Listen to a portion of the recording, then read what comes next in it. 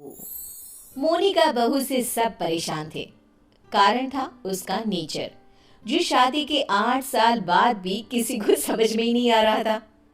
बहू, मैं मंदिर जा रही हूँ, आऊं तो पराठा तैयार रखना। पराठा किस चीज का माँ जी? आलू पनीर या प्याज आलू या मेथी का बना दूं? सास, जिसे मंदिर जाने को देर हो रही थी। अरे बहू, किसी भी चीज का बना देना, वैसे भी भूख बहुत लगी है, मैं जल्दी ही मंदिर होकर आती हूँ। सास तो चली जाती है, लेकिन बहू वो तो अपने ही काम में व्यस्त हो जाती है। बेटा, तेरी सास आती होगी, जल्दी से पराठा बनाकर रख दे, नहीं तो तेरी क्लास लग जाएगी।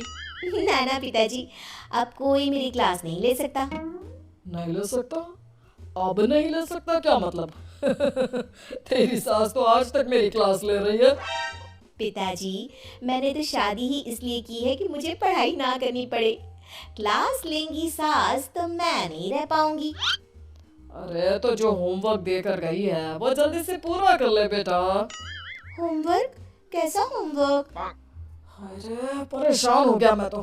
कुछ नहीं बहू, कुछ नहीं, सॉरी, जा। माफी भी मांग रहे हैं पापा जी, और मुझे पता भी नहीं कि आपने क्या गलती कर दी। खैर, जा रही हूँ मैं। आज ना अलमारी ठीक करने का काम करना है मुझे। बहू कमरे में चली जाती है कि सामने उसकी बेटी की सहेली आ जाती है। अरे मेरा बेटा, ये कौन है? माँ, ये मेरी सहेली है मायरा, पास के सेक्टर में रहती है। अच्छा, क्या नाम है? कहाँ मिले तुम दोनों? आंटी, इसने बताया ना कि मेरा नाम मायरा है, मैं पास के बिल्डिंग में रहती हूँ और हम स्कूल फ्रेंड्स हैं। अच्छा, तुम लोग स्कूल में नहीं खेलते, जो घर में खेलने की जरूरत पड़ गई? वैसे क्या करते हैं पापा तुम्हारे? आंटी, मेरे पापा अमेरिका में रहते हैं। अच्छा, क्या करते हैं? अच्छा, कितने भाई बहन हो तुम? और सॉरी आंटी, मुझे जाना है। मीरा, देख लेना, खेलना हो तो शाम को पार्क में मिलते हैं। सहेली के जाने के बाद क्या है माँ, भगा दिया ना मेरी सहेली को। अरे पता नहीं क्यों इतनी बड़ी होकर भी आप समझ नहीं पाती कि कैसे रहना चाहिए, क्या पूछना चाहिए। भगा दिया मेरी सहेली को। खैर, मोनिका का अजीबो गरीब नेचर चेंज होने का नाम ही नहीं ले रहा था। एक दिन, क्या बात है मोनिका, कहाँ जा रही हो? मैं ना जरा बाजार जा रही हूँ, थोड़ा काम है। आप बताओ, काफी बिजी लग रहे हो। हाँ यार, वर्क फ्रॉम होम है ना, तो काम बहुत ज्यादा है। ठीक है, कोई ना। वो क्या है ना, बाहर धूप है और मुझे सामान लेने जाना था। कोई ना, लेकर आती हूँ। क्या होगा, ज्यादा से ज्यादा चक्कर खाकर गिर जाऊंगी या फिर कुछ हो जाएगा। अरे नहीं नहीं, लाओ लाओ, क्या लाना है? लिस्ट मुझे दे दो, मैं लेकर आता हूँ। मोनिका पति को लिस्ट देकर किचन में चली जाती है।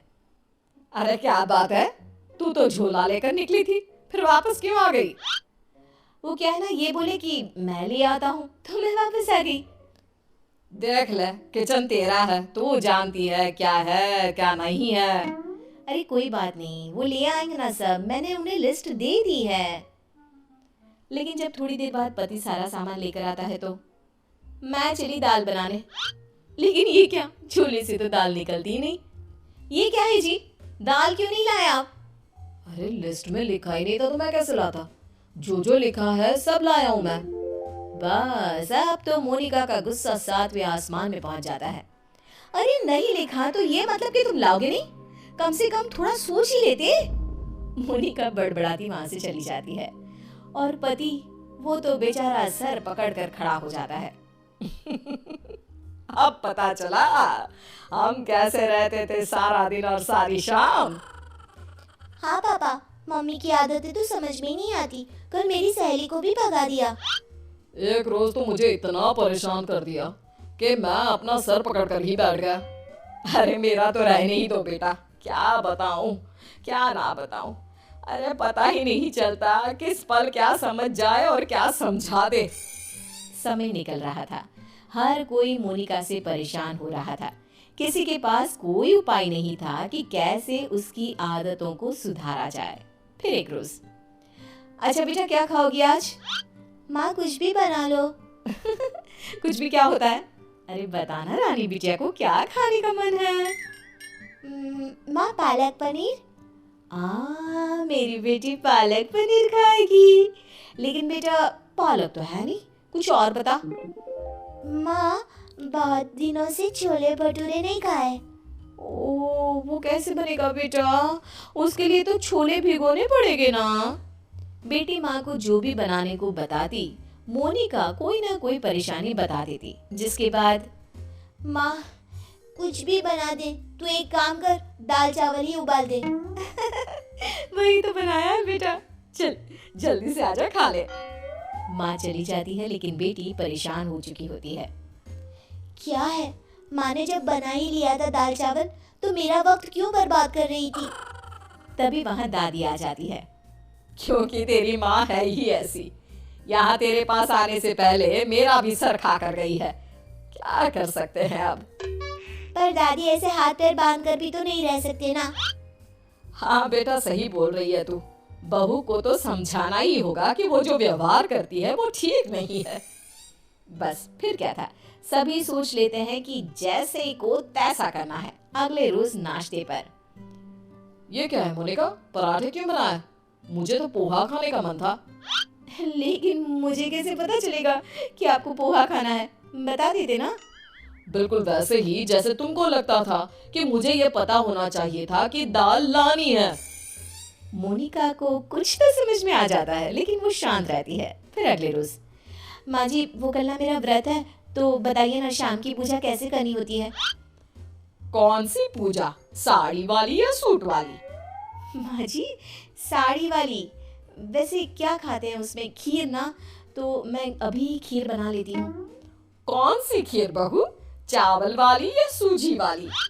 बहू समझ जाती है कि वो सास को जैसे कभी पराठे के लिए कंफ्यूज कर रही थी, सास उसे अब कंफ्यूज कर रही है। तभी डोरबेल बजती है। सामने होती है पड़ोसन, जो मोनिका से मिलने आई होती है। अरे बिटिया, माँ को बुलाना अपनी। माँ को? लेकिन इस वक्त आपको क्या काम है? छोटी सी है, लेकिन सवाल देखो, पुलिस की तरह दागी जा रही है। बेटा उनसे चीनी लेनी थी। अच्छा, आपकी कटोरी में या हमारी? बेटा वो मैं लेकर आई हूँ, जरा माँ को बुला दो। कल पड़ोसन के घर क्या झगड़ा हुआ ये भी पूछना था।